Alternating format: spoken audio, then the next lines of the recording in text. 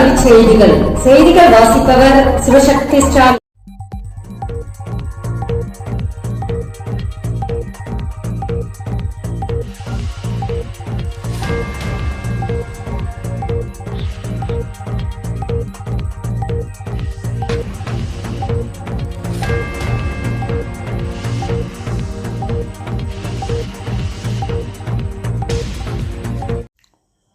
காலை உணவு திட்டத்தில் மாற்றம். காலை உணவு திட்டத்தில் இனி அரிசி உப்புமாவுக்கு பதில் பொங்கல்.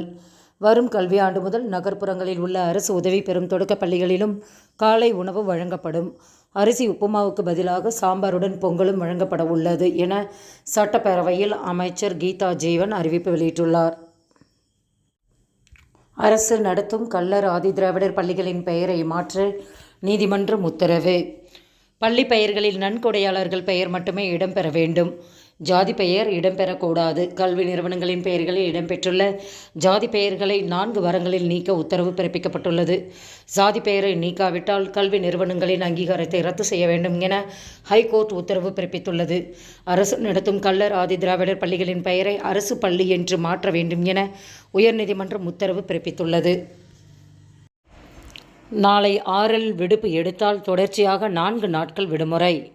நாளை வரையறுக்கப்பட்ட விடுப்பு RL எடுத்துக்கொள்ளலாம். RH விடுப்பு ஏப்ரல் 17 பெரிய வியாழன். நாளை RL விடுப்பு எடுத்தால் தொடர்ச்சியாக 4 நாட்கள் விடுமுறை கிடைக்கும் என அறிவிப்பு வெளியாகியுள்ளன. PM இன்டர்ன்ஷிப் திட்டம் அவகாசம் மீண்டும் நீட்டிப்பு. PM இன்டர்ன்ஷிப் திட்டத்திற்கு விண்ணப்பிக்கும் அவகாசம் 22ஆம் தேதி வரை நீட்டிக்கப்பட்டுள்ளன. மத்திய அரசால் செயல்படுத்தப்படும் இந்த திட்டத்தின் கீழ் படித்த இளைஞர்கள் தேர்வு செய்யப்பட்டு தொழில் பயிற்சி அளிக்கப்படுகிறது. அவர்களுக்கு 12 மாதங்களுக்கு மாதம் 5000 ஒரு முறை மட்டும் 6000 அளிக்கப்படுகிறது. இதற்கு விண்ணப்பிக்கும் அவகாசம் நீட்டிக்கப்பட்டுள்ளன.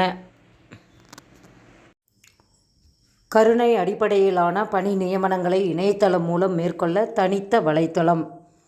கருணை அடிப்படையிலான பணி நியமனங்களை இணையதளம் மூலம் மேற்கொள்ள தனித்த வலைத்தளம் உருவாக்கப்படும் என மனிதவள மேம்பாட்டுத்துறை அறிவித்துள்ளது. மேலும் விவரங்களுக்கு www.hrm.com என்ற இணையதளத்தை பார்க்கலாம். செய்திகள் நிறைவடைந்தன. வணக்கம்.